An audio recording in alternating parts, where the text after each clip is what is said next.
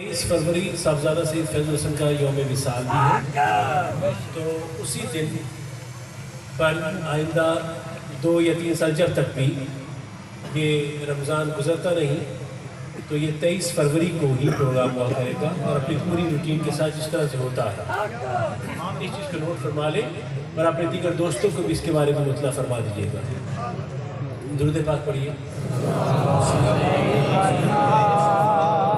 दूसरा इनाम ये है कि ये नशिस्त असर तक चलेगी, असर की नमाज होगी, नमाज के बाद दूसरी नशिस्त है, उसके अंदर ख़त्म खाजिगान, ख़त्म पाक, दुआ खैर, एक इस्तग़ासा पेश किया जाएगा और उसके बाद नमाज मग़रिब होगी। नमाज मग़रिब के बाद 2 बयानात हैं, साथ खानी है कुछ ये होगा और उसके बाद इख्तितामी दुआ तकरीबन 8:30 बजे हो जाएगी।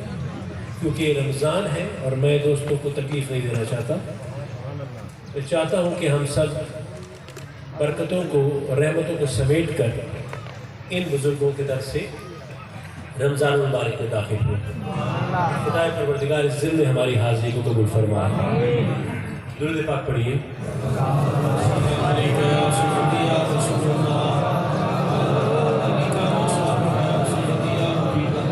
नहमदुहु व नुसल्ली अला रसूलिहिल करीम।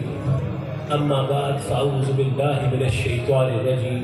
बिस्मिल्लाहिर रहमानिर रहीम। सब्बिस्म रब्बिकल आला अल्लज़ी खलक़ फ़सव्वा वल्लज़ी क़द्दर फ़हदा। सदक़ल्लाहुल अज़ीम व सदक़ रसूलुहुन नबियुल करीमुल अज़ीम। इन्नल्लाहा व मलाइकतहु युसल्लूना अलन नबी या अय्युहल्लज़ीना आमनू सल्लु अलैहि व सल्लिमू तस्लीमा। सलाम वस्सलामु अलैका या सय्यदी या रसूलल्लाह।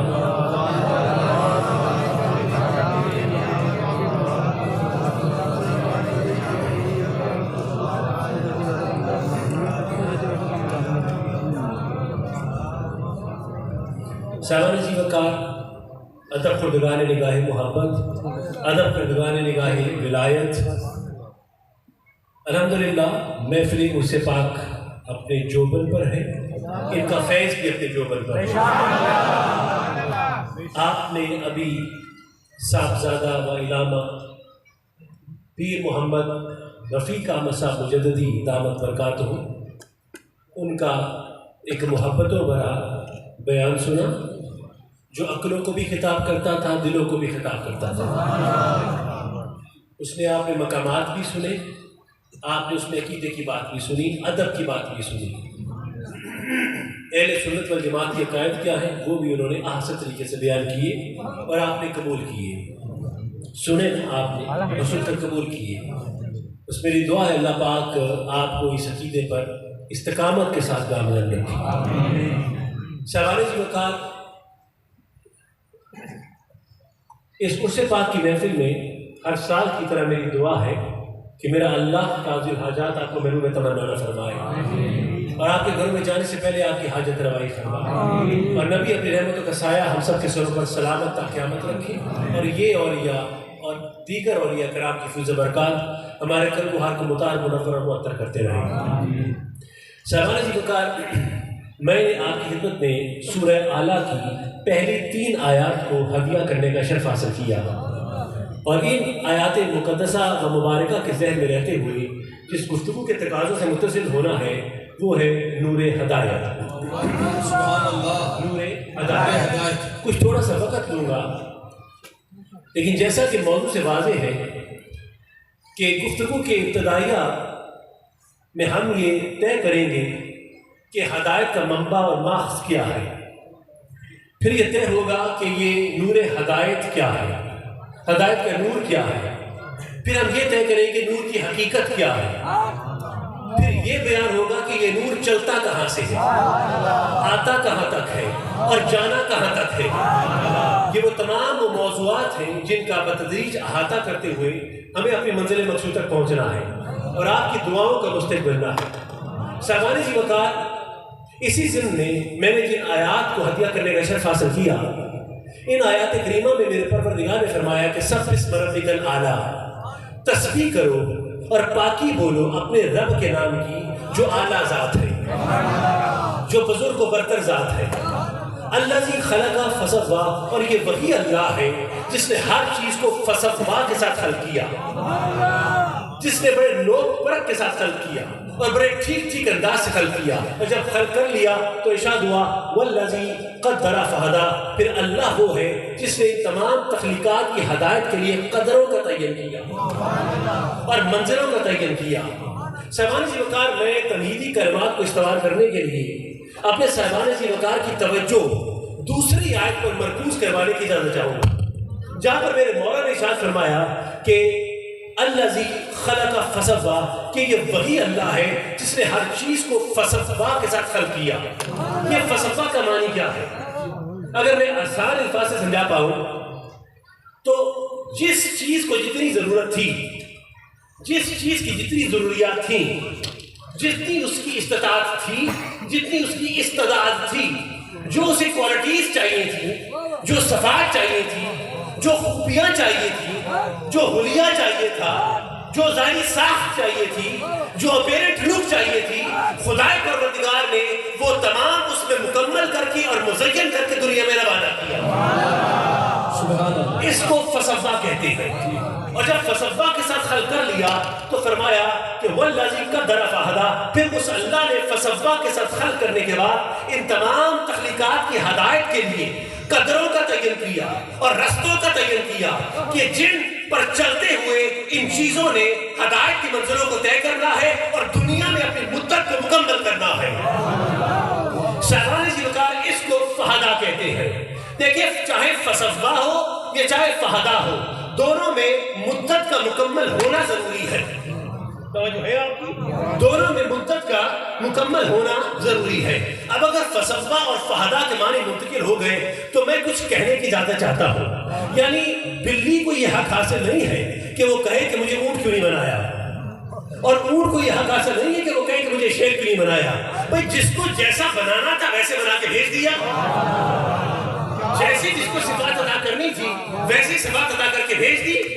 اور پھر کسی کو حق حاصل نہیں ہے کہ خدائے پروردگار کے انداز خلقیت پر تنقید کرے، اور نہ کسی کو یہ حق حاصل ہے کہ خدائے پروردگار کے انداز ہدایت پر تنقید کرے۔ یعنی بلی کو یہ حق حاصل نہیں ہے کہ وہ کہے کہ جس طرح سے ریگستان میں اونٹ قدم جما جما کے چلتا ہے اور لمبی مسافریں طے کرتا ہے اور دور منزلوں تک جاتا ہے اور بغیر پانی کے رہ جاتا ہے، تو میں بھی اونٹ کی طرح انہی رستوں پہ چلوں اور اسی منزل کا مسافر بنوں۔ نہیں، بلی کا اپنا رستہ ہے، بلی کی اپنی منزل ہے اور اونٹ کا اپنا رستہ ہے، اونٹ کی اپنی منزل ہے، اور اونٹ کو حق حاصل نہیں ہے کہ کہے کہ جس طرح سے شیر کھلے میدانوں میں دھاڑتا ہے اور شکار پر جھپٹتا ہے، اور جس طرح سے کھچار میں رہتا ہے، اور جس طرح سے جنگل کا بادشاہ بن کے رہتا ہے، تو مجھے ریگستان کا جہاز بننا پسند نہیں ہے، مجھے جنگل کا بادشاہ بننا پسند ہے۔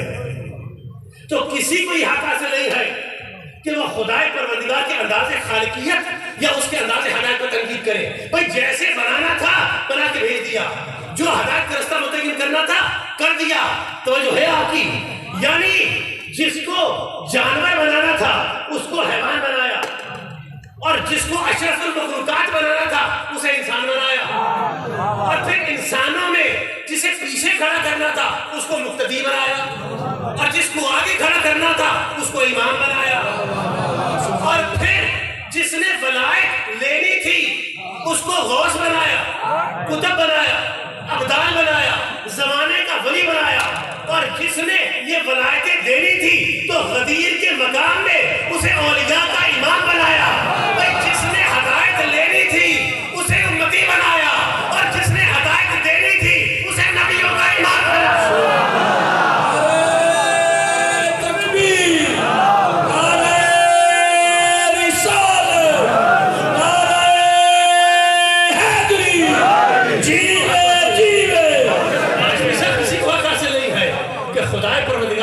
انداز خلقیت یا اس کے انداز ہدایت پر تنقید کرے، نہیں، کسی کو حاصل نہیں ہے۔ بھئی، آسمان پر چاند گول ہے، گول ہے نا، میں کہتا چکور ہوتا تو بڑا اچھا ہوتا، چار کونوں والا اسپیس شیپ ہوتا بڑا اچھا ہوتا، خوبصورت لگتا۔ بھئی، تارے رات کی تاریکی میں چھوٹے چھوٹے گول گول نظر آتے ہیں، بھئی ایسے نہ ہوتے، تکونے ہوتے، تین کونوں والے ٹرائنگولر شیپ، تو کیا یہ اچھا ہوتا، بڑے خوبصورت لگتے۔ چاند چکور ہوتا اور تارے تکونے ہوتے تو بڑے اچھے لگتے۔ تو آپ کے شاہ صاحب، آپ ہوتے کون ہیں؟ خدا کے انداز خلقیت پر تنقید کرنے والے آپ ہوتے کون ہیں؟ اور ساتھ میں خدا کے نظام ہدایت پر بھی تنقید کرو، یعنی جس طرح سے سلسلہ لیل و نہار ہے اس پہ تنقید کرو۔ بھائی، میں کہوں میں کہوں کہ ہمارا زمین جو ہے وہ سورج کے گرد گھومتی ہے، تو کیا ہی اچھا ہوتا کہ اگر سورج جو ہے وہ ہماری زمین کے گرد گھومتا تو بڑا اچھا ہوتا. تو جو ہے آپ کی یعنی یہ چاند ہماری زمین کے گرد گھومتا ہے. میں کہتا کیا ہی اچھا ہوتا اگر زمین چاند کے گرد گھومتی تو بڑا اچھا ہوتا. بھائی تارے رات کو نکلتے ہیں، اگر دن کو نکلتے تو بڑا اچھا ہوتا.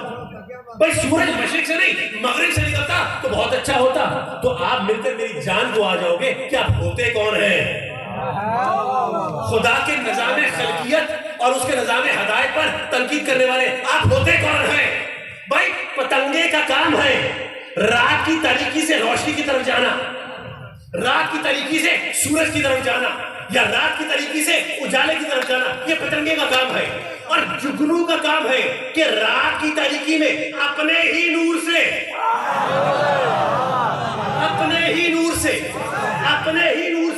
دوسروں کو راستہ دکھانا. میں کہوں کہ الٹ ہو جائے تو بڑا اچھا ہو کہ پتنگا روشنی سے تاریکی کی طرف جائے اور جگنو تاریکی سے روشنی کی طرف جائے تو کیا یہ اچھا ہو؟ تو آپ کہیں گے آپ ہوتے کون ہیں؟ خدا کے نظام خلقیت اور ہدایت میں دخل دینے والے. تو میں کہوں گا ملا میں بھی تو یہ کہتا ہوں کہ تو کون ہوتا ہے؟ خدا کے نظام خلقیت اور ہدایت میں دخل دینے والا. بھائی جس طرح پتنگے کا کام ہے اندھیرے سے روشنی کی طرف جانا اور جگنو کا کام ہے رات کی تاریکی میں اپنے ہی نور سے دوسروں کو راستہ دکھانا. تو ملا تو ہوتا کون ہے؟ خدا کے نظام ہدایت پر تنقید کرنے والا. بھائی جسے نور ہدایت کے پیچھے لگانا تھا اسے آدم اور اولاد آدم بنایا، اور جسے اپنا ہی نور دے کر سب کو اس نور کے پیچھے لگانا تھا اسے تمہارا میرا محمد مصطفیٰ بنا.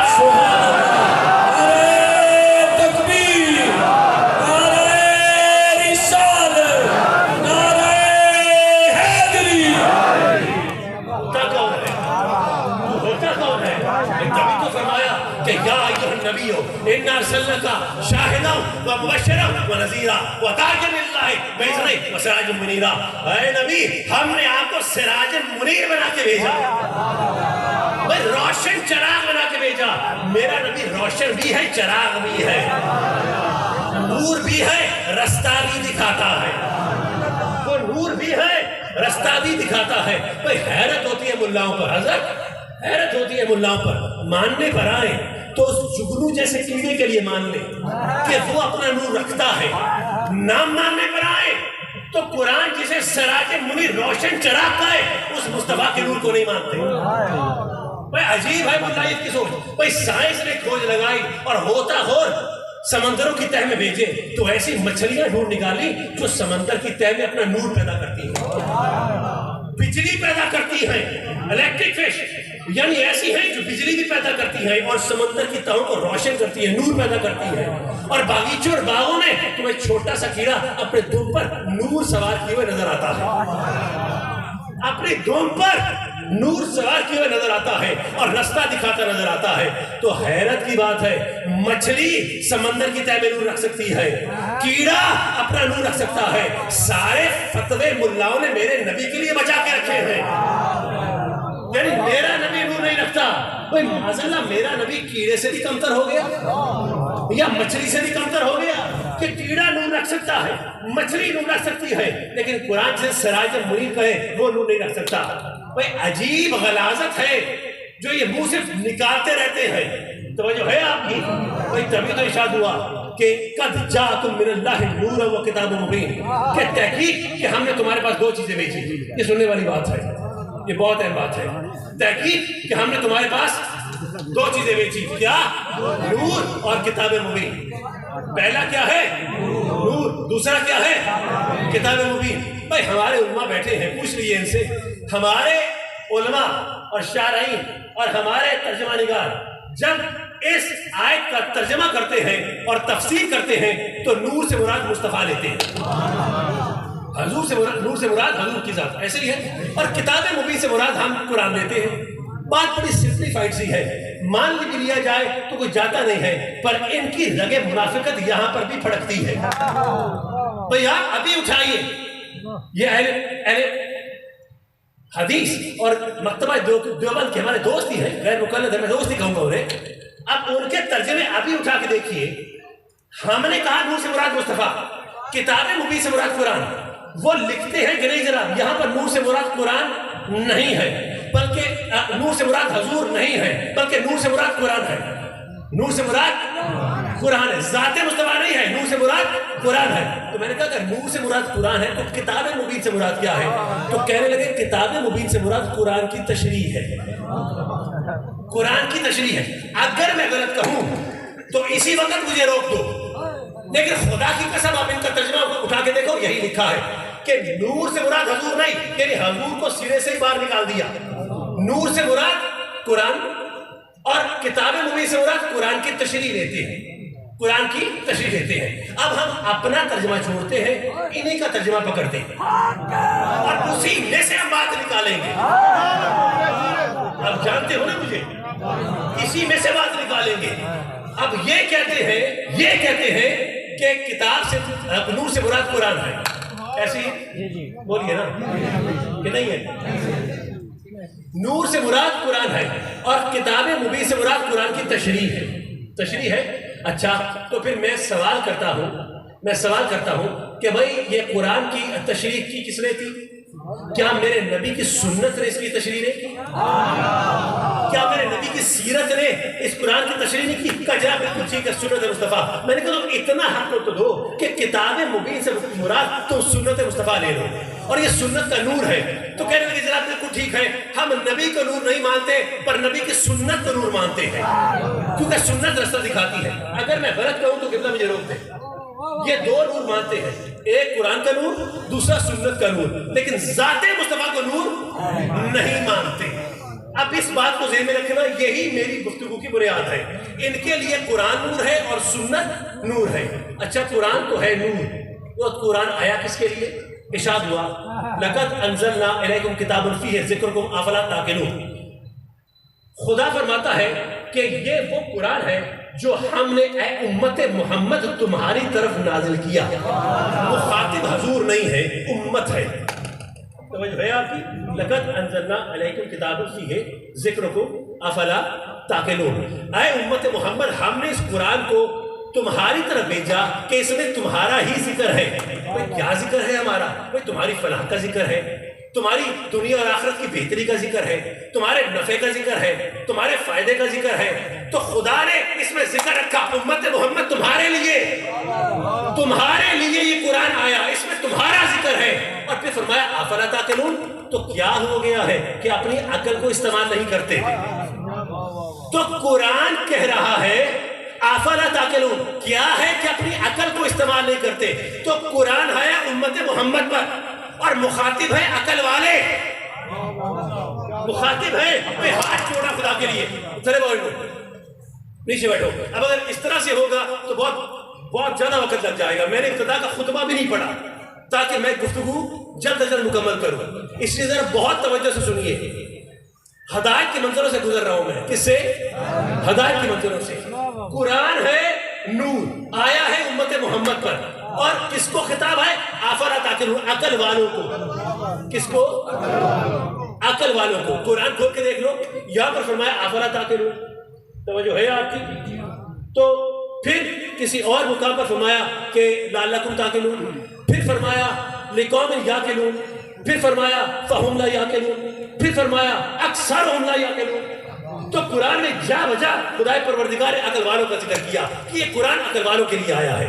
ٹھیک، تو قرآن ہے نور اور قرآن عقل والوں کے لیے. دانش صاحب، میں دونوں جملوں کو ملا دوں تو کہہ سکتا ہوں قرآن وہ نور ہے جو عقلوں کو روشن کرتا ہے.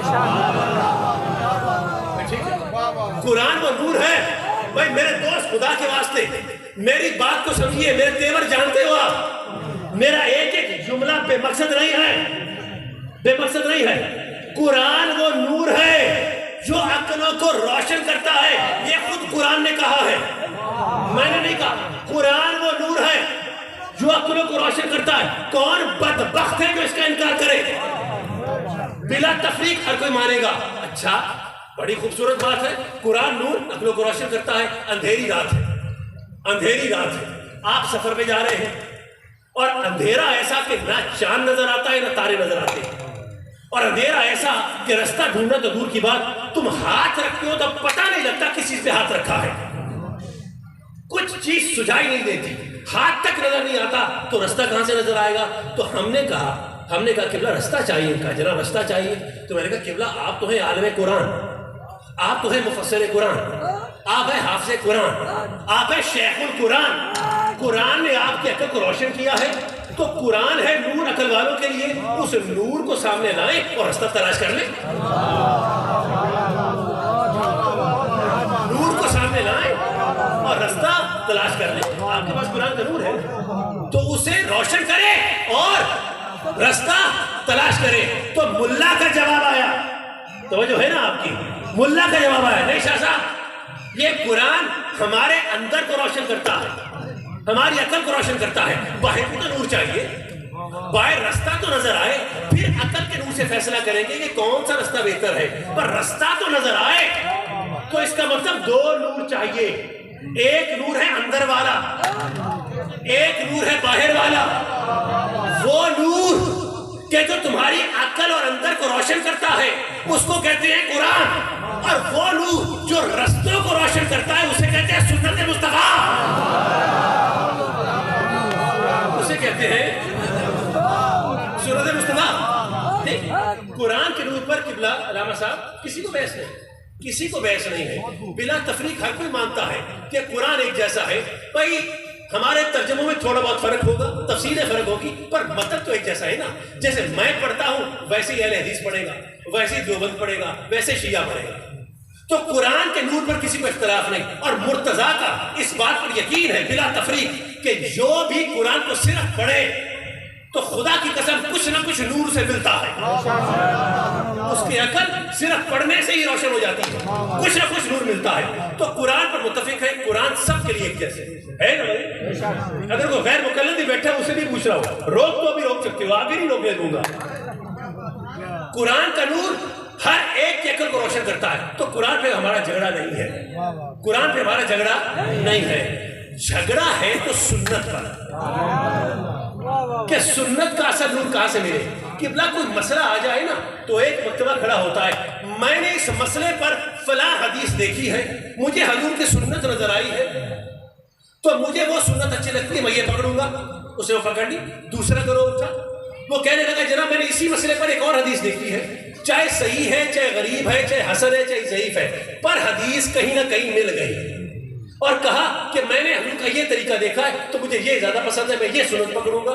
اب اس نے ایک اور نئی سنت پکڑی، تیسرا پھر کھڑا ہو گیا، اس نے کہا اس مسئلے پر مجھے تیسری حدیث نظر آئی ہے، اس میں حضور کا تیسرا طریقہ بھی ہے، تو اس نے حضور کی وہ سنت پکڑ لی، اور ایک پھر چوتھا بھی کھڑا ہو گیا۔ تو قبلہ سنتوں پر جھگڑا ہے، ہائے ہائے ہائے، ایک ہی مسئلے پر سنتوں پر جھگڑا ہے۔ وہ کہتا ہے کہ میری سنت ٹھیک ہے، یہ کہتا ہے میری سنت ٹھیک ہے، یہ کہتا ہے میری ٹھیک ہے، ہاشمی کہتا ہے میری ٹھیک ہے، میں کہتا ہوں میری ٹھیک ہے۔ توجہ ہے آپ کی؟ تو سنتوں پر جھگڑا ہے، اور ہم ہیں عالم حاروی بیچارے غریب لوگ، مسکین لوگ ہیں، ہم چاہتے ہیں کہ ہمیں سنتوں کا حقیقی نور ملے، اصل نور ملے، تو وہ نور کہاں سے ملے گا؟ ہر کوئی جھگڑ رہا ہے کہ میرا نور سچا ہے، میری سنت سچی ہے۔ ہم غریب لوگ کس کے پیچھے چلے، کس کے پیچھے چلے؟ سنتوں کا اصل نور کہاں سے ملے گا؟ تو آؤ میں بتاتا ہوں۔ نعرہ تکبیر، نعرہ رسالت، نعرہ تحقیق، نعرہ حیدری۔ سنتوں کا اصل نور کہاں سے ملے گا؟ ہے نا، چاہیے نا آپ کو سنت کا اصل نور۔ اچھا سنیے، اب وہ نور تلاش کرنا ہے ہمیں کہ وہ سنت کا اصل نور کہاں سے ملے گا۔ آج سے قبلہ 7-8 سال پہلے میں نے پہلے بھی بیان کیا کہ موضع دوسری کے ایک ہمارا گاؤں ہے شکر گڑھ کا، تو وہاں پر میں بیٹھا، ابھی خطبہ دے رہا تھا جمعے کا، تو نیچے میٹرس بچھایا تھا، میں اس پہ بیٹھا تھا، اس میں کمر کی تکلیف اتنی نہیں تھی، تو لوگ مسافہ کر رہے تھے، ابھی خطبہ شروع نہیں ہوا، تو حضرت اسی اسنا میں ایک بڑے خوبصورت بزرگ سفید رنگ کے میرے پاس آیا، سفید ٹوپی پہنی، بڑی گھنی داڑھی سفید ماشاءاللہ، آنکھوں میں سرما، خوبصورت رنگت، گورا رنگ، سفید لباس، سن رہے ہیں میری بات کو؟ ہلکی ہلکی زلفیں، چمکدار چہرہ، مجھے بڑے خوبصورت لگے۔ تو میں نے اسے عرض کیا قبلہ آپ کی ریش مبارک داڑھی مبارک بہت خوبصورت ہے، آپ کی داڑھی ریش مبارک بہت خوبصورت ہے. تو مجھے آگے سے جواب ملا، کہنے لگے حضور پیارے نبی کی سنت ہے، پیارے نبی کی سنت ہے. میں نے کہا قبلہ آنکھوں میں سرما بھی سج رہا ہے، پیارے نبی کی سنت ہے. کتنے پیارے لوگ ہیں، 1400 سال ہو گئے آج تک میرے نبی کی سنتوں کا خیال کرتے ہیں. کتنے پیارے لوگ ہیں، نفیس لوگ ہیں، آج تک میرے نبی کی سنتوں کا خیال کرتے ہیں. کوئی مسواک لگائی ہے، کیوں کرتے ہو؟ پیارے نبی کی سنت ہے. کوئی ٹخنوں سے اونچے شلوار ہے، کیوں؟ وہ پیارے نبی کی سنت ہے. اچھا بھائی داڑھی مٹھی میں آنی چاہیے، یہ مٹھی میں آنی چاہیے. بھائی یہ کیوں مٹھی میں آنی چاہیے؟ کہ پیارے نبی کی سنت ہے، بالکل حدیث ہے، ہمیں پڑھ رکھا. اچھا ایک کہتا ہے کہ نہیں داڑھی کو کینچی نہیں لگوانی، 4 بال یہاں سے ایسے آ جائے، 4 بال یہاں سے ایسے آ جائے. ٹھیک، خدا کی قسم میں نے اس کے بارے میں بھی حدیث پڑھی تھی، اس کے بارے میں بھی پڑھی ہے. ایک کہتا نہیں تھوڑی داڑھی پست ہونی چاہیے، مٹھی سے بھی چھوٹی. میں اس ممبر کی قسم اٹھا کے کہتا ہوں میں نے اس کے بارے میں بھی حدیث پڑھی ہے.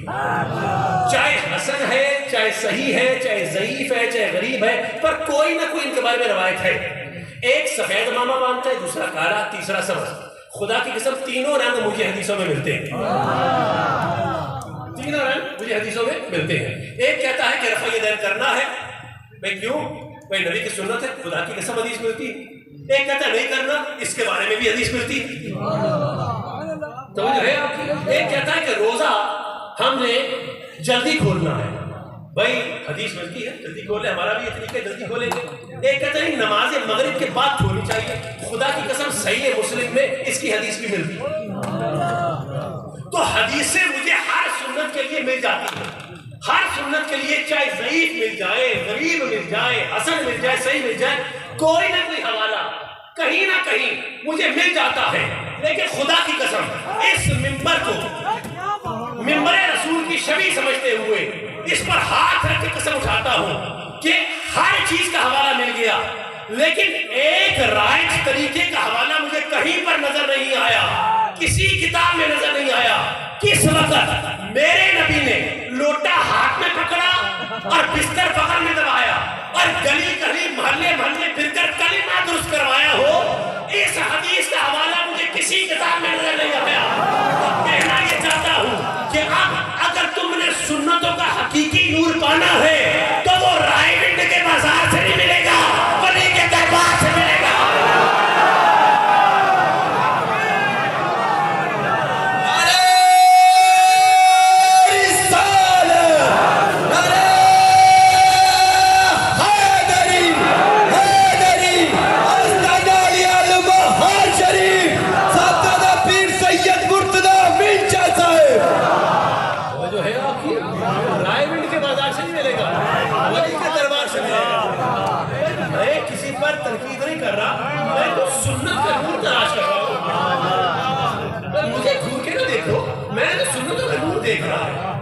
یہاں نظر آتا ہے تو یہاں سے سنتوں کا نور ملتا ہے. ایسا ہی ہے. اچھا اچھا سن لیجیے، ذرا سن لیجیے، بڑے اختصار کے ساتھ، وقت نہیں ہے، کام وقت میں گنجائش نہیں ہے، لیکن میرے ساتھ رہیے گا ذرا. دیکھیں ہدایت پہ گفتگو ہوئے، میں ہدایت سے نکلا نہیں ہوں ابھی تک، ابھی میں نہیں نکلا. یہ ہدایت آتی کہاں سے ہے، یہ چلتی کہاں سے؟ میں نے کہا نا کہ ہدایت کا منبع کیا ہے، مارکس کیا ہے، یہ دیکھنا ہے ہم نے. یہ ہے نا، تو یہ ہدایت کہاں سے آتی ہے؟ اس پر بھی 2 جملے سنتے چلو مجھ سے کہ یہ ہدایت آتی کہاں سے ہے، کس مقام سے سٹارٹ ہوتی ہے. اس پہ 2 جملے سنو.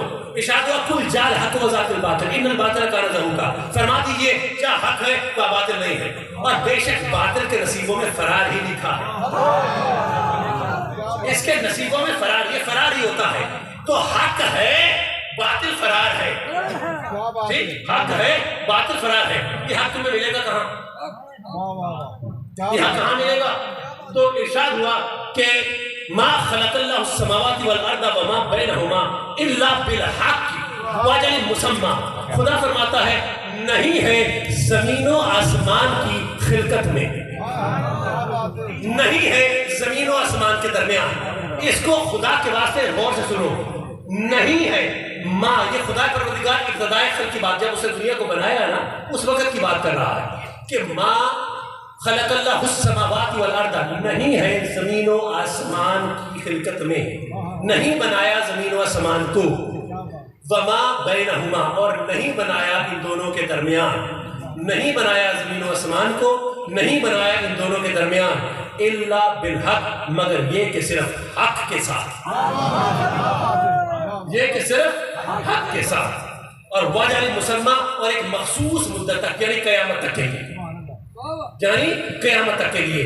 تو میرے جملے کو ذرا قبول کرنا، خدا نے ابتدائے خلق میں جب بنایا دنیا کو تو صرف حق ہی کو رکھا تھا، اور کچھ نہیں تھا، صرف حق تھا، صرف، میں نہیں کہہ رہا قرآن کیا کہہ رہے ہیں، خدا نے کیٹیگوریکلی کہا میں نے صرف حق کو رکھا، کچھ نہیں رکھا، بیٹھی بیٹھ گئی، پیسے بھیجو، بیٹھ جاؤ، بیٹھو بیٹھو بیٹھ جا رہے یار، بیٹھ جاؤ، توجہ ہے آپ کی؟ خدا نے صرف حق کو رکھا۔ میرا معصومانہ سوال ہے کہ اگر قرآن کہہ رہا ہے کہ ما خلق اللہ السماوات والارض، کچھ نہیں ہے صرف حق ہے، تو یہ باطل کہاں سے آیا؟ یہ باطل کدھر سے آیا؟ یہ حق کی ڈیفینیشن سنے، میں فلسفے کا طالب علم، تو فلسفے کے اعتبار سے سن لیجیے حق ہے کیا۔ دیکھیں، جس چیز کو جس منصوبے کے تحت بنایا جائے، اگر وہ دنیا میں اس منصوبے کے تحت سازگار رہے اور اپنی مقصدیت کو پا لے تو اسے فلسفے میں حق کہتے ہیں۔ جو چیز جس منصوبے کے تحت بنی، اگر اس منصوبے کے تحت سازگار رہے اور اپنی مقصدیت کو پا لے تو اسے حق کہتے ہیں۔ ٹھیک، اب خدا کہتا ہے کہ میں نے دنیا اور زمین میں صرف حق رکھا، ٹھیک، اور کچھ نہیں۔ تو میرا کوشچن ہے کہ باطل کہاں سے آیا؟ باطل تو تھا ہی نہیں، تو کہاں سے آیا؟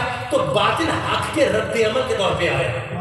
وہ every action is an equal and opposite reaction, یہ نیوٹن کا تھرڈ لا آف موشن، یعنی ریئیکشن کے طور پر، رد عمل کے طور پر یہ باطل رد عمل کے طور پر آیا، ورنہ حق ہی تھا۔ باطل بعد میں آیا، حق پہلے ہے، حق پہلے ہے، باطل بعد میں ہے۔ خیر خدا نے بنایا، شر کہاں سے آیا؟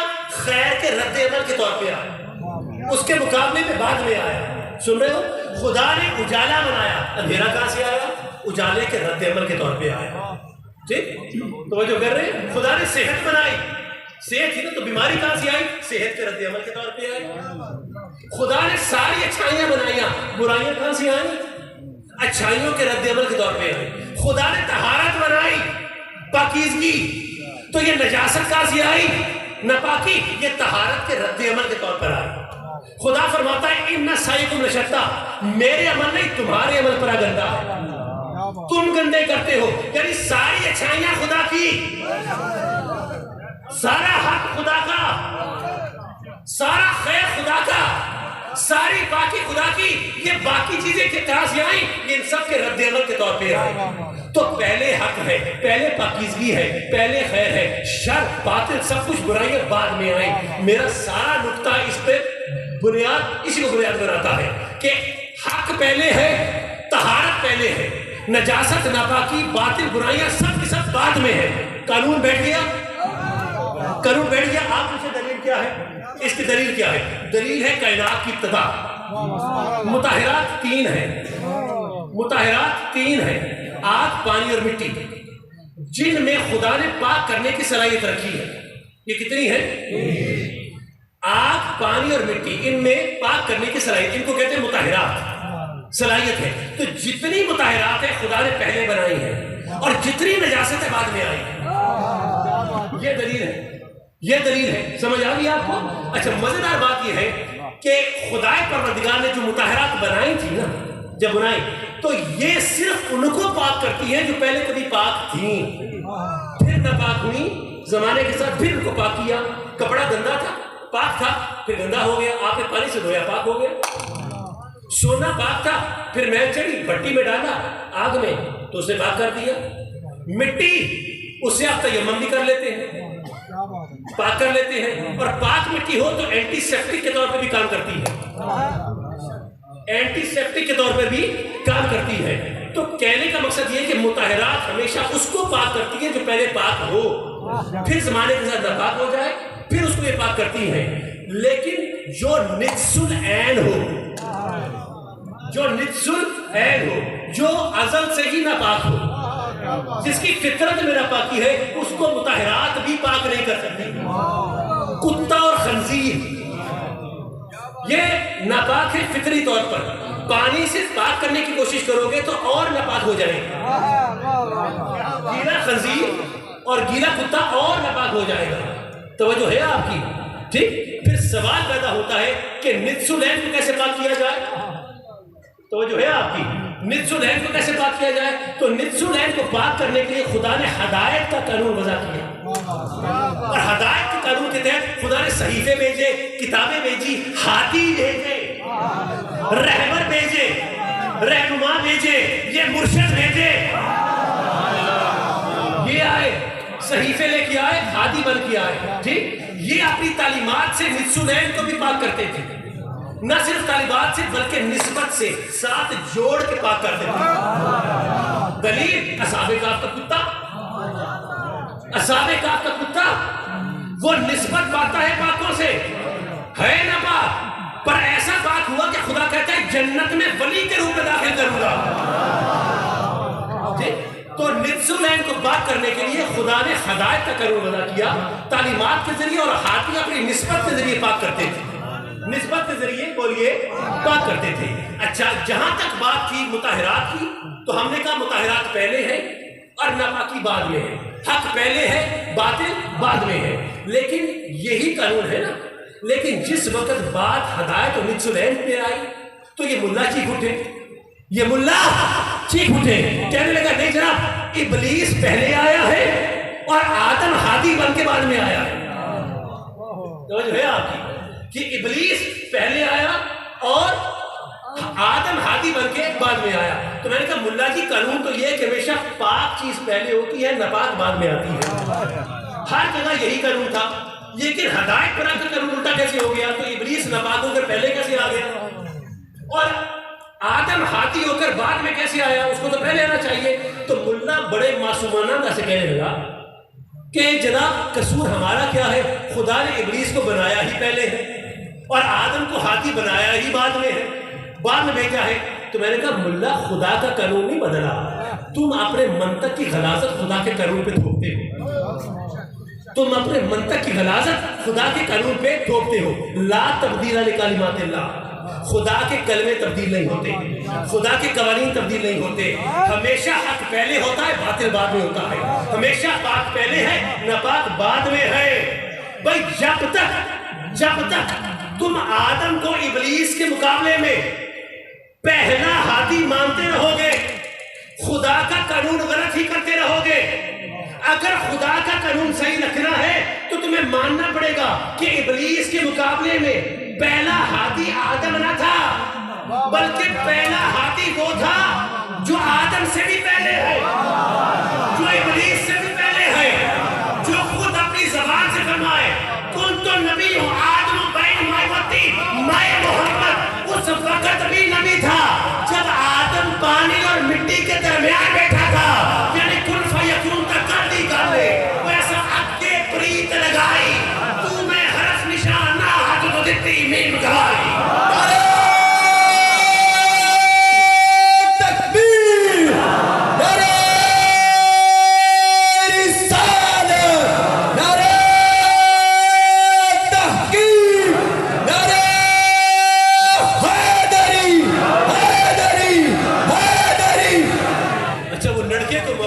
وہ کدھر جا رہے ہیں کالے سوٹ والے؟ آپ کا مطلب ہے کہ میری نظر اتنی کمزور ہے؟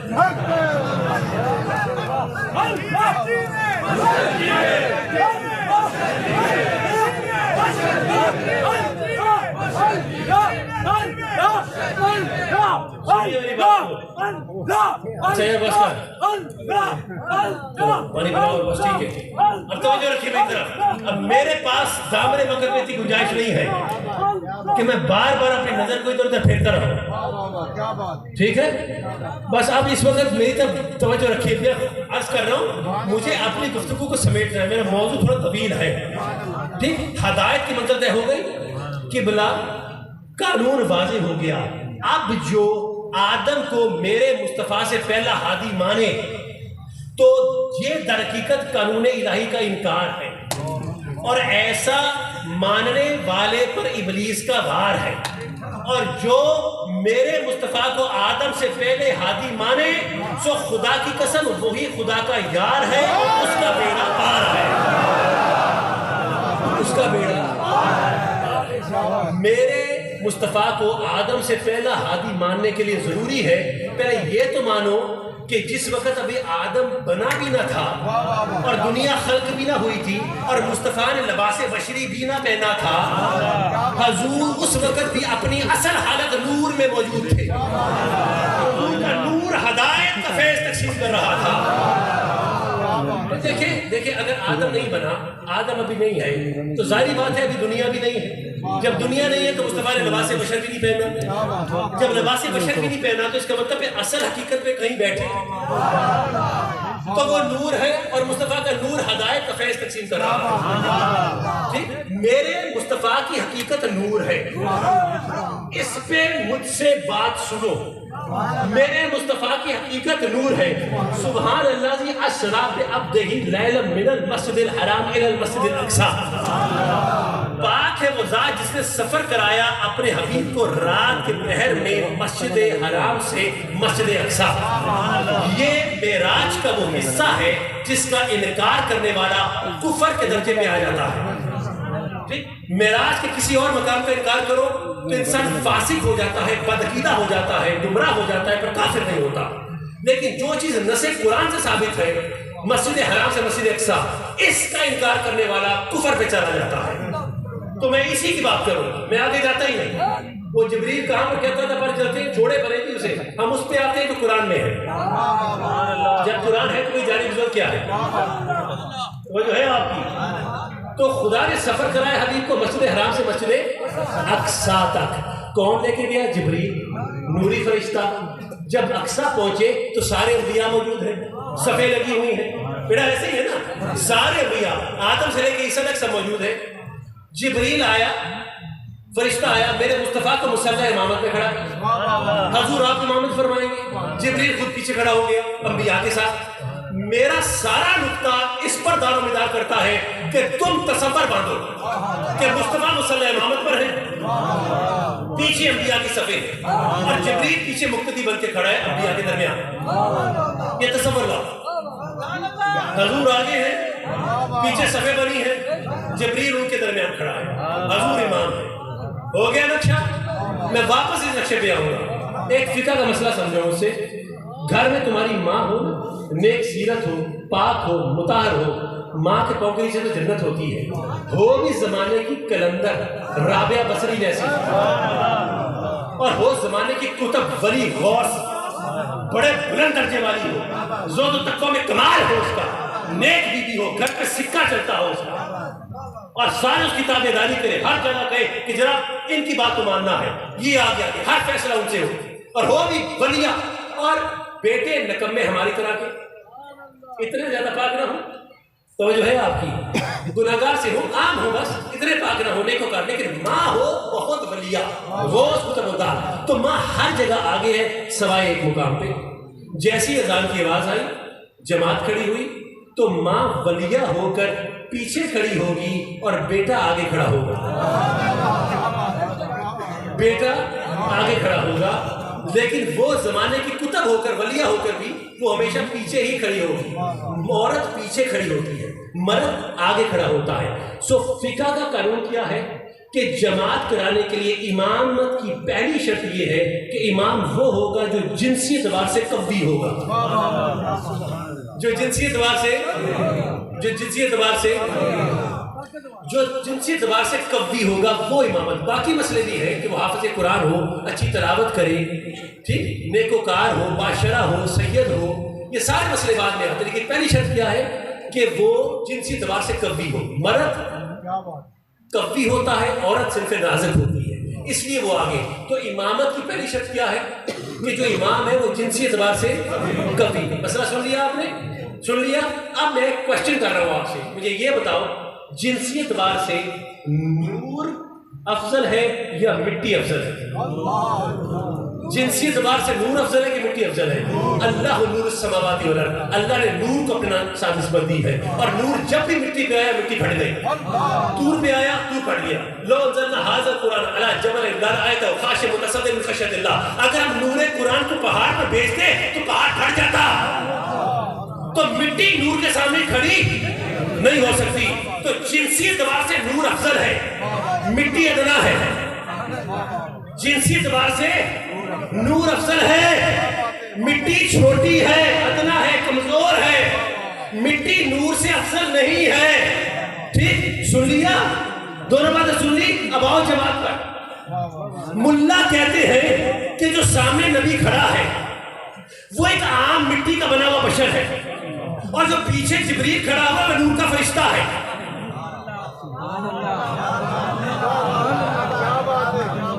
جو ہے آپ کی ملا کہتا ہے کہ جو امامت کے مسلح پر ہے وہ مٹی کا بنا ہوا بشر ہے، اور پیچھے جو نبیوں کے ساتھ فرشتہ کھڑا ہے وہ نور کا بنا ہوا ہے۔ تو مجھے بتاؤ کہ جماعت کا قانون تو یہ ہے کہ جو جنسی اعتبار سے افضل ہو وہ آگے کھڑا ہوگا، وہ آگے کھڑا ہوگا، اور جو کمزور ہے وہ پیچھے کھڑا ہوگا۔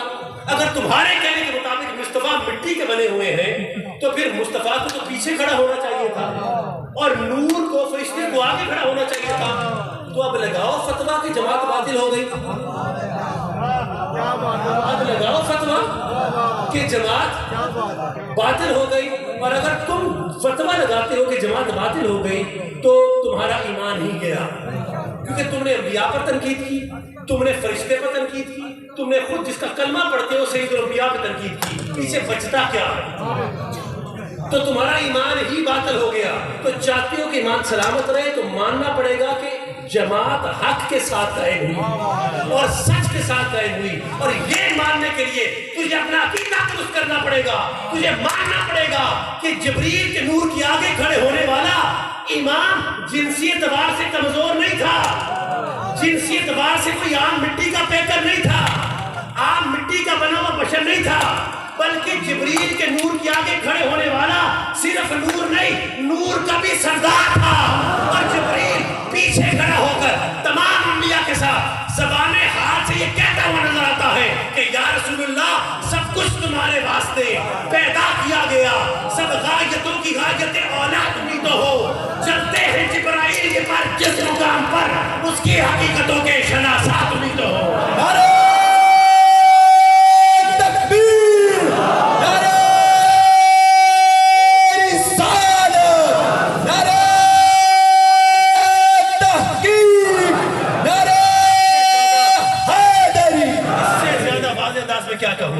وہ جبریل پیچھے کھڑا ہے، پیچھے کھڑا ہے، مصطفیٰ آگے کھڑا ہے، مطلب جنسی اعتبار سے کمزور نہیں ہے، نور کے آگے نور نہیں، نور کا بھی سردار کھڑا ہے، اور جبریل پیچھے کھڑا ہو کر سارے انبیاء ابراہیم اسماعیل عیسیٰ کے ساتھ مل کر یہ صدا لگا رہا ہے کہ دم عیسیٰ ید بیضا سے آگے ہے مقام ان کا، کلام اللہ کی تفسیر ہے گویا ہے کلام ان کا، امام الانبیاء ہے، نور ہے، انسان کامل ہے، خدا خود میر مجلس ہے، محمد شمع محفل ہے، حضور شمع محفل جو ہے آپ کی، حضور کی حقیقت نور ہے، مصطفیٰ کی صفت بشر ہے۔ حضور کی حقیقت بولیے، حضور کی حقیقت نور ہے، حضور کی حقیقت نور ہے، اور حضور کی بے شمار صفتوں میں سے ایک چھوٹی سی صفت بشر بھی ہے۔ یہ الٹ کہتے ہیں، یہ کہتے نہیں مصطفیٰ کی حقیقت بشر ہے اور مصطفیٰ کی چھوٹی سی صفت نور ہے، یہ الٹ کہتے ہیں۔ ہم کہتے ہیں نہیں مصطفیٰ کی حقیقت نور ہے، ابھی ثابت کر کے آیا، حقیقت نور ہے اور صفت بولیے کیا ہے؟ بشر ہے، صرف بشر ہے۔ دیکھیے میں اس بات کو بیان کرنے لگا ہوں کہ حضور کی حقیقت تو نور ہے ہی، نور اللہ نور ہے، میں خدا کی قسم اٹھا کے کہتا ہوں، اور میں یہ بیان کروں گا کہ مصطفیٰ کی بشریت لباس بشر بھی نور ہے، وہ بھی نور ہے۔ سنیو آپ نبی کے ماننے والے ہو نا، حضور کی جو صفت بشر ہے وہ بھی حضرت جی ٹھیک ہے، حضور کی حقیقت بھی نور، مصطفیٰ کی صفت بشر وہ بھی نور ہے۔ ثابت کروں؟ جہاں پر میرا نبی لیٹا ہے نا جس مقام پر جہاں پر حضور کا روزہ انور ہے، گئے ہو نا تم، جہاں پر گنبد خزاں کے سائے میں مصطفیٰ جہاں دفن ہے، تربت انور ہے جہاں پر، خدا کی قسم وہ جگہ اس دنیا کا ٹکڑا ہی نہیں ہے، وہ جگہ اس زمین کا جہان کا حصہ ہی نہیں ہے۔ کیا آپ نے حدیث حضرت ابو ہریرہ کی نہیں سنی؟ صحیح بخاری کی حدیث ہے، حدیث صحیح ہے، اور یہ وہ حدیث ہے جس کو آل سعود نے بھی حضور کے نور کو نہیں مانتے پر مجبور ہیں کہ روزہ انور کے ساتھ جو ریاض الجنہ ہے اوپر جاری نما صورت میں سونے کا پانی چڑھا کر لکھی ہے۔ حدیث مصطفیٰ ابو ہریرہ روایت کرتے ہیں، ما بینا بیتی و منبری روزۃ من ریاض الجنہ و منبری علی حوضی، فرمایا ما بینا، یونوں نے بھی لکھ کے رکھا ہے، جاتے ہو نا دیکھتے ہو جاری نما بار لکھا ہوا ہے۔ کیا حضور نے فرمایا میرے گھر اور میرے منبر کے درمیان جو جگہ ہے روزۃ من ریاض الجنہ، وہ جنت کے باغوں میں سے ایک باغ ہے، جنت المأویٰ کا ہے وہ باغ جو خدا نے زمین پہ اتار دیا ہے۔ توجہ ہے آپ کی؟ حضور فرما رہے ہیں، حضور فرما رہے ہیں کہ جنت کے باغوں میں سے ایک باغ ہے، اور وہ منبری علی حوضی، اور میرا منبر حوض پر ہے، حوض کوثر پر ہے۔ تصور لاؤ ذرا 1400 سال پہلے اصحابہ کرام جب بیٹھتے ہوں گے مسجد میں، تو مسجد میں نہیں جنت میں بیٹھے ہوئے تھے، اور منبر حضور کا حوض پر۔ تو جب حضور کلمات ارشاد فرماتے ہوں گے تو ظاہر میں الفاظ نکل رہے ہیں، باطن میں وہ آب کوثر کا چشمہ جاری ہے۔ اصحابہ کرام کانوں سے وہ پانی پیتے سماعتوں سے، اور اندر بالیدگی اور فرق اتارتے تھے۔ تو حضور کی جہاں پر قبر انور ہے وہ جنت کے باغوں میں سے ایک باغ ہے، گھر اور منبر کے درمیان جو جگہ ہے وہ جنت کے باغوں میں سے بولیے ایک باغ ہے۔ تو حضور جہاں دفن ہے، جہاں دفن ہے، خدا کی قسم وہ جگہ تو تمہاری دنیا کا حصہ ہی نہیں ہے، حضور تو دنیا میں دفن ہی نہیں ہے، وہ تو جنت میں دفن ہے، وہ تو جنت میں دفن ہے۔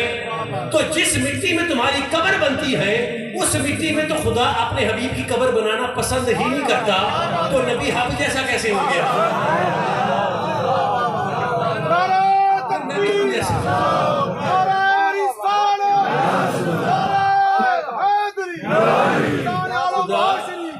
خدا تو اس مٹی میں اپنے حبیب کی قبر ہی نہیں بناتا جس مٹی میں تم دفن ہوتے ہو، تو پھر نبی ہم جیسا کیسے ہو گیا؟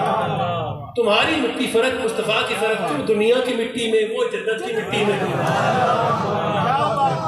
تو قبر کی مٹی کا مقابلہ نہیں کر سکتے تو مصطفیٰ کا کیا مقابلہ کرو گے؟ حضور کا کیا مقابلہ کرو گے؟ چلو میں اس کو بات کو پیش کر دوں۔ حضرت ابو سعد نشاپوری اپنی کتاب شرف المصطفیٰ میں لکھتے ہیں، اس حدیث کو امام بحقی نے بھی بیان کیا، طبرانی نے بیان کیا، امام حاکم تک نے بیان کیا، اس کو جید محدثین نے بیان کیا۔ میں نے پیش کر دی حوالے آپ کو، سنیے۔ خدا نے کہا جبریل میری بات سن۔ جبریل حاضر ہوئے، جی یا خدایا کیا حکم ہے؟ کہا میں اپنے حبیب کے لیے لباس بشری بنانا چاہتا ہوں۔ ہائے ہائے ہائے، سنو سنو عاشقو، یہ تو بڑی میٹھی بات ہے۔ میں اپنے حبیب کے لیے لباس بشری بنانا چاہتا ہوں، اور ہر بشر کو میں نے مٹی سے بنایا ہے۔ میرا اپنا قانون ہے کہ انی خالق بشر من طین، کہ بشر ہمیشہ مٹی سے بنتا ہے۔ مصطفیٰ کا لباس بشری میں مٹی سے ہی بناؤں گا، وہ بھی میں مٹی سے بناؤں گا، پر جبریل یہ دنیا والی مٹی نہیں لینی، جس سے میں نے آدم کا پتلا بنایا تھا وہ مٹی نہیں لینی۔ تو یا خدایا کون سی مٹی لوں؟ کہا وہ مٹی لے جو مدینے میں ہے، وہ مٹی لے جو مدینے میں ہے۔ یعنی میں آپ کے لیے بیان کر رہا ہوں کہ جہاں حضور کی قبر انور ہے خدا نے اس کی طرف اشارہ کیا، وہ مٹی لے۔ جبریل گئے جہاں پر حضور اس وقت دفن ہے، وہاں سے سفید مٹی لی، حدیث پاک میں سفید مٹی لی۔ ٹھیک، اب ہوا کیا تھا، جب خدا نے دنیا بنائی تھی نا تو جنت کے باغوں میں سے پہلے ہی ایک ٹکڑا اتار کر زمین پر رکھ دیا، مدینے میں ایک پہلے ٹکڑا اتارا، جنت کا باغ اتارا اور زمین کے ساتھ جوڑ دیا۔ آپ پوچھیں کہ دلیل کیا ہے؟ دلیل یہ ہے کہ جب آدم آئے تھے تو ساتھ جنت کا پتھر لے کے آئے تھے، جسے آپ حجر اسود کہتے ہیں، استراحت فرماتے آرام کرتے تھے، اس پہ سفید رنگ کا تھا، تاریخ مکہ پڑھے آپ، اور پھر وہ بعد میں سیاہ ہو گیا، آج تک چومتے پھرتے ہو۔ اور وہ جو مینڈا آیا تھا اسماعیل کی جگہ پہ وہ بھی جنت سے لایا گیا تھا۔ جانور بھی آ رہا ہے، پتھر بھی آ رہا ہے، تو اسی طرح سے خدا نے باغ بھی اتار دیا، سو زمین پہ جوڑ دیا یہاں سے۔ اب خدا فرماتا ہے جبریل وہ جو میں نے جنت کا باغ اتارا تھا، وہ جنت الماوا سے، ہائے ہائے ہائے، وہاں سے مٹی لا۔ جبریل گئے وہاں کی سفید مٹی لائے، سفید وائٹ رنگ کی، حدیث پاک ہے وائٹ۔ خدا پروردگار نے جہاں سے باغ لیا گیا تھا وہاں پر ایک چشمہ تھا تسنیم کا، اس کا نام تسنیم، وہاں سے پانی لیا، پھر خدا نے اس جنت کی مٹی اور جنت کے پانی سے اپنے حبیب کا خمیر تیار کیا، اتنا گوندا کہ حدیث پاک میں ہے کہ وہ موتی بن گیا، پرل موتی کی طرح چمکنے لگا۔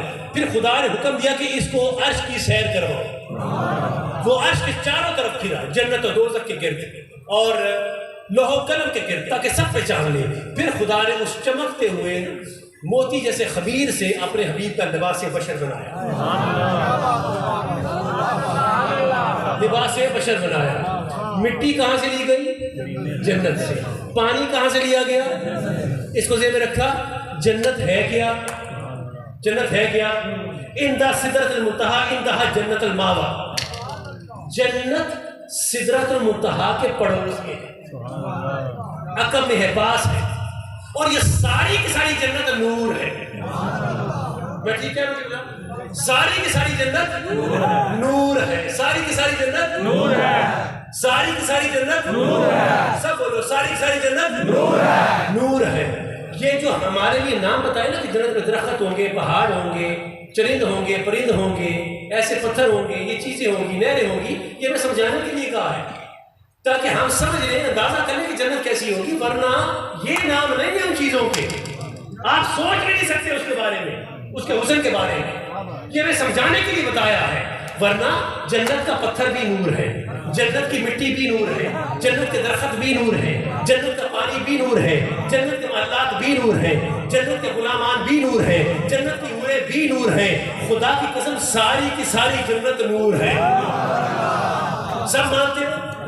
وہ بھی مانتے ہیں، وہ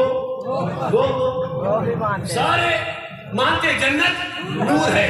جب یہ بات طے ہے کہ جنت نور ہے تو مصطفیٰ کا جو خمیر بنایا گیا وہ اس جنت کی مٹی سے لیا گیا جو مٹی نور ہے، اس پانی سے لیا گیا جو پانی نور ہے، اسی نوری مٹی اور اسی نوری پانی سے مصطفیٰ کا لباس بشر بنایا گیا۔ معلوم کیا ہوا؟ حضور کی حقیقت بھی نور ہے، مصطفیٰ کی بشریت بھی نور ہے۔ نعرہ تکبیر، نعرہ رسالت، نعرہ تحقیق، نعرہ حیدری۔ حضور کی حقیقت بھی نور ہے، حضور کی بشریت بھی نور ہے، حضور کی حقیقت بھی نور ہے، حضور کی بشریت بھی نور ہے۔ اسی لیے تو کہتے ہیں کہ لکھ میم دے پردے پاپا اور تینو عاشق لوگ پہچان گئے، پاوے کہندا رہو انا بشر بشر، تینو جانن والے جانن والے جانن والے جانن والے جان گئے۔ تو جنت کی ایک صرف نور ہے۔ میں آپ کے مزاج پر بوجھ نہیں بن رہا، مان بھی جاؤں تو میں کہتا ہوں اتنا میرا حق ہے۔ اللہ آپ کو سلامت رکھے، آپ مجھے برداشت کرتے رہتے ہیں۔ لیکن یہ سنو، کچھ چیزیں سننے والی ہوتی ہیں، کچھ چیزیں سننے والی ہوتی ہیں۔ جنت کی ایک صرف نور ہے، دوسری صرف کیا ہے؟ دوسری صرف تجری من تحت الانہار اکلھا دائم و ظلھا۔ خدا فرماتا ہے یہ وہ جنت ہے جس کے نیچے نہریں بہتی ہیں، اکلھا دائم و ظلھا، اس کے پھل اس کے سائے تک ہمیشہ کے لیے باقی ہے، ہمیشہ کے لیے باقی۔ بیٹھ جائیے، بیٹھ جائیے۔ اس کے پھل اور اس کے سائے اکلھا دائم و ظلھا، اس کے پھل اور اس کے سائے ہمیشہ کے لیے۔ میں نہیں کہہ رہا، قرآن کہہ رہا ہے کہ جنت فانی نہیں باقی ہے، جنت فانی نہیں، جنت فانی نہیں، یہ دنیا فانی ہے، جنت فانی نہیں باقی ہے۔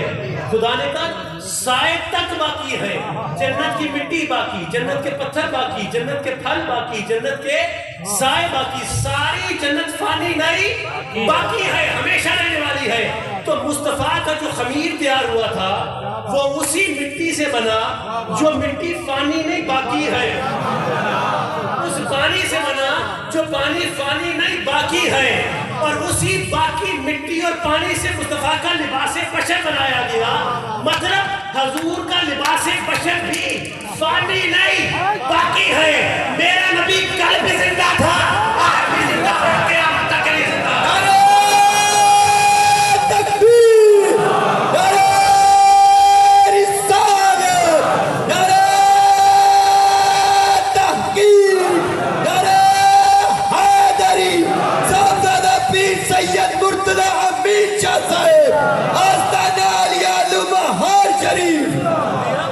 دامن وقت میں گنجائش نہیں ہے، آؤ تمہیں ایک مبارک دوں میں۔ ہاں، اور ایک بات کو نہ سن لیجیے، حضور میں نے کہا جنت فانی نہیں باقی ہے، ایسے ہی ہے تو آپ کوشچن کر سکتے ہیں کہ جب قیامت آئے گی تو قیامت تو دنیا پہ آئے گی، تو دنیا میں جنت بھی تو ہے۔ تو میں آپ کو بتاؤں، جب قیامت کا مطلب ہی مدینے کو حضور سمیت آسمانوں پر اٹھایا جانے کا۔ مجھے اتنا بتا دیجیے کہ آپ نے کیا یہ حدیث نہیں سن رکھی یا کہیں نے نہیں پڑھ رکھا کہ جس وقت قیامت آنے والی ہوگی خدا فرمائے گا مدینے کو خالی کر دو، مدینے کو خالی کر دو۔ کیا مومنین امام مہدی کے پیچھے چلے جائیں، مومنین امام مہدی ان کے پیچھے چلے جائیں، ان کے سپاہی بن جائیں، ان کے پیچھے چلے جائیں، اور جو کافر اور مشرک ہے وہ دجال کے پیچھے چلے جائیں۔ کیوں؟ کیونکہ مدینے کو خالی کر دو، اب مدینے کو اٹھائے جانے کا وقت آ رہا ہے۔ مدینے کو، کیونکہ جنت پر قیامت نہیں آ سکتی، اس لیے خدا پہلے مدینے کو خالی کروائے گا۔ میرا وجدان ہے پہلے مدینہ اٹھایا جائے گا، ہر جنتی چیز واپس بلا لی جائے گی، کہ جنتی چیز باقی ہوتی ہے۔ تو جو سردار ہے وہ بھی باقی ہے، جو جنت کا باغ ہے وہ بھی باقی۔ جب اٹھ جائے گا پیچھے فانی دنیا رہ جائے گی، پھر اس وقت قیامت لائی جائے گی۔ توجہ ہے آپ کی؟ اب مجھ سے ایک بات سنو جو تمہارے لیے ہے۔ ارشاد ہوا کہ والذین آمنوا وعملوا الصالحات سندخلهم جنۃ تجری من تحتها الانہار خالدین فیہا ابدا۔ ابدا، خالدین فیہا، نیک عمل جو کرتے ہیں، ایمان لاتے ہیں، ان کو ہم جنت میں عنقریب داخل کریں گے۔ بھی کون سی جنت؟ خالدین فیہا، یہ وہ جنت ہے جس کے نیچے نہریں بہتی ہیں، اور جو جائے گا وہ واپس نہیں نکالا جائے گا۔ ہائے ہائے ہائے، سنیو تمہیں ایک مبارک بات دینی ہے میں نے۔ جو جنت میں جائے گا خالدین فیہا، آپ کا ترجمہ کرتے ہیں، بڑے بڑے علماء بیٹھے ہیں، آپ ترجمہ کر دیں اس کا، کہ جو جائے گا اسے حق جنت واپس نہیں لیا جائے گا، وہ جنتی ہو گیا۔ بس جب ہو گیا ٹھپا لگ گیا کہ وہ جنتی ہے۔ یہ قرآن کا ٹھپا ہے، میرا ٹھپا نہیں ہے۔ خالدین فیہا ابدا، تو مجھے بتاؤ جو جنت میں گیا وہ ہو گیا جنتی؟ خدا حق جنت واپس نہیں لے گا، تو خدا نے جنت کا ٹکڑا مدینے میں بھی تو دھارا ہے۔ تو آپ جب جا رہے ہیں قبلہ مدینے کی طرف، کہہ رہے ہیں عمرہ کرنے جا رہے ہیں، اب جائیں گے تو جیسے ہی یہ ریاض الجنہ میں اپنے پاؤں کا انگوٹھا بھی آگے بڑھائیں گے تو انہوں نے جنت کے اندر پاؤں رکھ دیا۔ تو یہ خالدین فیہا ابدا کے حقدار بن گئے۔ کون کون گیا ریاض الجنہ میں؟ ہائے مبارک ہو، تم لوگ جنتی ہو گئے۔ خالدین فیہا ابدا، یہ کوئی بہشتی دروازہ نہیں ہے، یہ کوئی بہشتی دروازہ نہیں ہے وہاں کا، یہ ہے وہ جو اوتھینٹک جنت ہے جو خدا نے زمین پہ اتاری ہوئی ہے، وہ جو ہے آپ کی، یہ ایسا جنت۔ آپ نے پاؤں کا ناخن بھی آگے بڑھا دیا نا اگر اس میں، تو خدا کی قسم آپ جنت میں چلے گئے۔ جو چلا گیا خالدین فیہا ابدا، وہ نکالا نہیں جائے گا، اس سے حق جنت واپس نہیں لیا جائے گا، وہ جنتی بن گیا۔ بس خدا فرما رہا ہے کہ اپنے حق جنت کی حفاظت کرنا، ایمان رکھنا، نیک عمل کرنا۔ اگر چھوٹے عمل رہ بھی گئے تو دنیا ہی میں سزا پوری کر دوں گا، ورنہ قبر کے اندر کسر پوری کر دوں گا۔ لیکن جب قبر سے اٹھائے جاؤ گے تو حق جنت کے ساتھ اٹھائے جاؤ گے، اور اس حال میں جنت میں داخل ہوگے کہ پیچھے پیچھے غلام ہوگا، آگے نبیوں کا ایمان ہوگا۔ تکبیر، نعرہ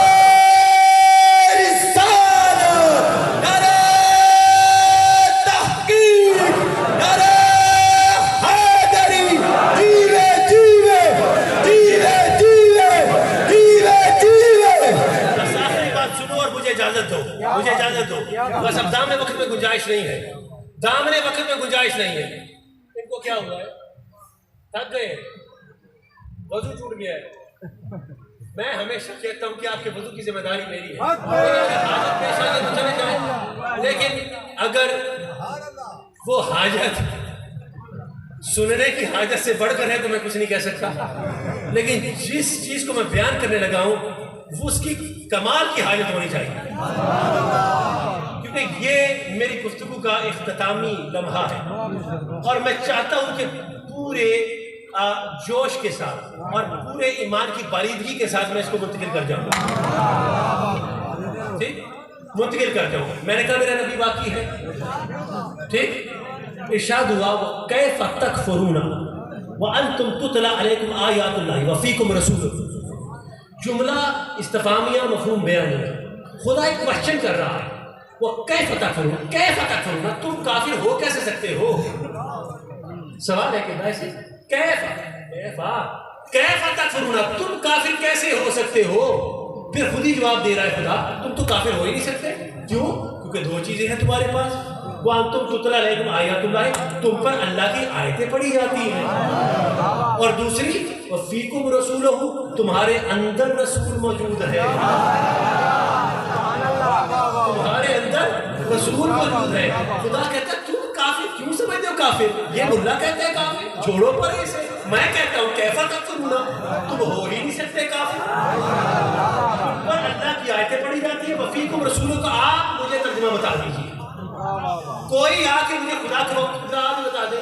وفیکم رسولوں کا ترجمہ بتا دیجیے. تمہارے اندر رسول موجود ہے، تمہارے اندر رسول موجود ہے، تمہارے اندر ہے.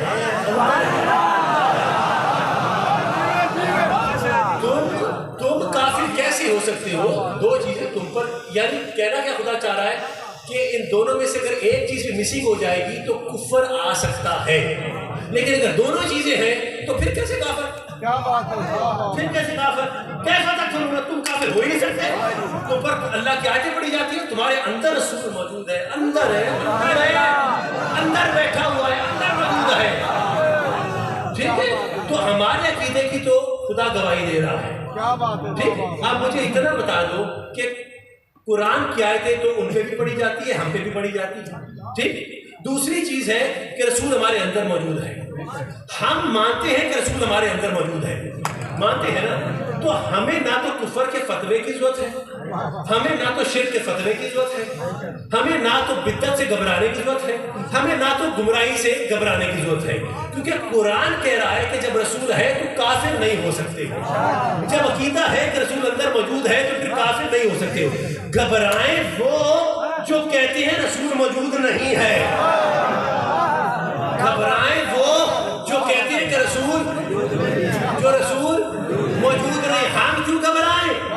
ہمارے عقیدے کی تو قرآن گواہی دے. اور یہ عقیدہ آج کا نہیں ہے، دونوں عقیدے، نبی موجود ہے، نبی موجود نہیں ہے، یہ دونوں عقیدے 1400 سال سے چلے آ رہے ہیں.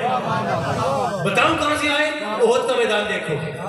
جب ایک مرتبہ رسول خدا گرے تھے اور ایک گڑھے میں چلے گئے، جاؤ اٹھاؤ، حدیثوں کو پڑھو، سیرت کو پڑھو، اور گرد اٹھی، دھول اٹھا، اور کسی کو نبی نظر نہیں آتے تھے، اور سطح زمین ایسے لگا کہ ہاتھی سے نبی سے خالی ہو گئی. اور اس وقت شیطان نے پردہ غیب سے موقع کو غنیمت جانا اور آواز لگائی کہ مسلمانوں گھروں کو جاؤ، نبی موجود نہیں رہا.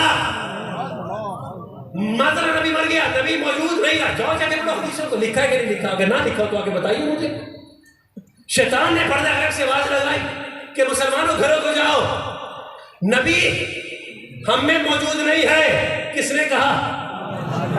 شیطان نے کہا کہ نبی موجود نہیں ہے. اور پڑھو امام احمد بن حنبل کو، لکھا ہے کہ لکھا اور حدیث ہے یہ کہ جس وقت حضرت ابو ایوب انصاری مدینے میں آئے اور مروان بن حکم مدینے کا گورنر تھا، اور وہ جناب رسول خدا کی قبر پر آ کر لیٹ گئے اور لیٹ کر چومنے لگتے ہیں. چومنے لگتے ہیں، کیا چومنے لگتے ہیں.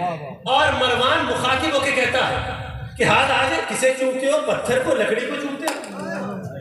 تو ابو ایوب انصاری چومتے ہیں نبی کی قبر کو. جو ہے آپ کی چومتے ہیں.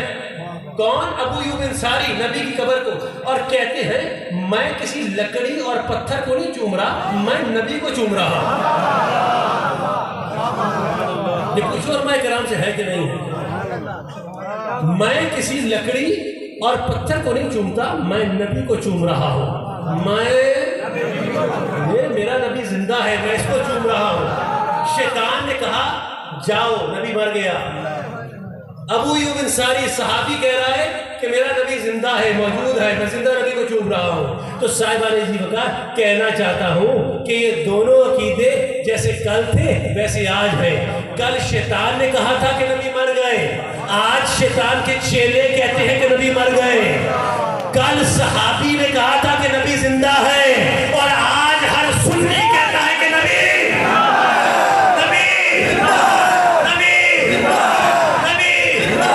دل میں یقین رہتا ہے، شاید نہیں رہتا، زندہ کا جو مسکن ہو وہ مرکز نہیں رہتا۔ ایمان ہے میرا کہ وہ زندہ ہے حرم میں، خالی کبھی ایوان محمد نہیں رہتا۔